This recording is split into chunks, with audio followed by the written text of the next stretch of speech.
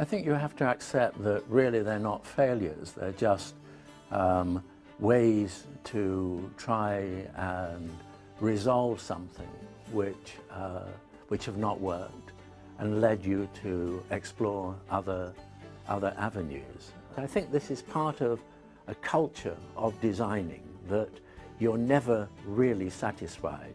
You always want to have another go. So right to the last possible moment. I think that's the story of any presentation, any design. You're questioning it, you're challenging yourself, you're being challenged by others, and you're seeking the best possible. And in the end, it is about attitude of mind. It's not about the amount of money. There are probably three ingredients. There's time, there's funds, and there's creative energy. And the creative energy, that is the one that determines. And take it away from this building, take it away from me, go back in history. That's really the story of any really interesting design to discuss.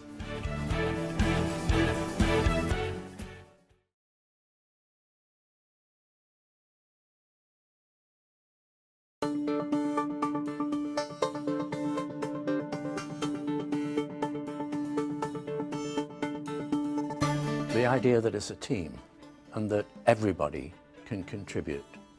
So really trying to take away all the barriers of professions, of engineers, trying also a process of re-education.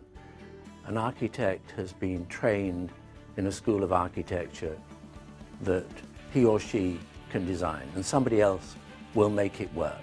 And it's kind of pass the parcel. But design, for me, is much more inclusive. It's much more interactive. So really, the idea of a round table, which is not hierarchical, where everybody can pool their ideas. Now, this sounds a little like design by committee. It's not. You need leadership. But you also need the humility, the ability to be able to listen, so that in the end product as a design, which is perhaps quite complex when it starts, but ends up as something which looks perhaps deceptively simple. And in the end, the best designs are so integrated, you can't really say who thought of what, who was responsible for what.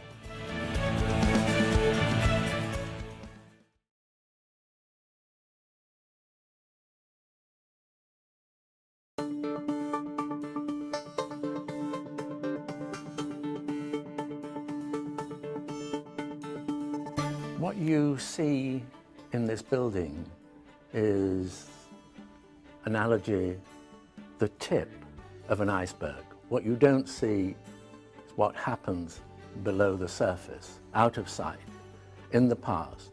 You don't see the designs that have been explored and rejected. You don't see everything that fills the trash can.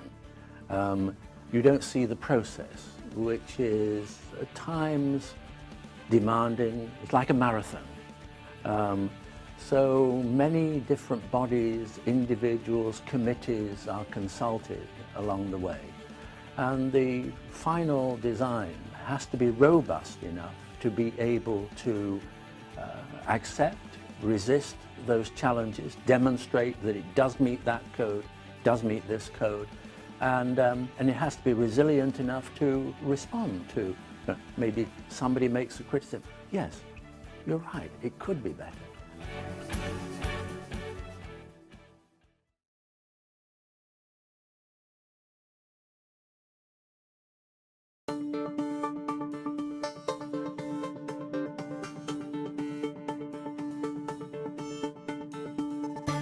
First of all, the creation of a building, any building, this building, is a team collaborative effort from those who commission, who have the vision, the courage to be able to make a statement. And this building at the time was very much a statement about confidence in the future of a city in the face of adversity.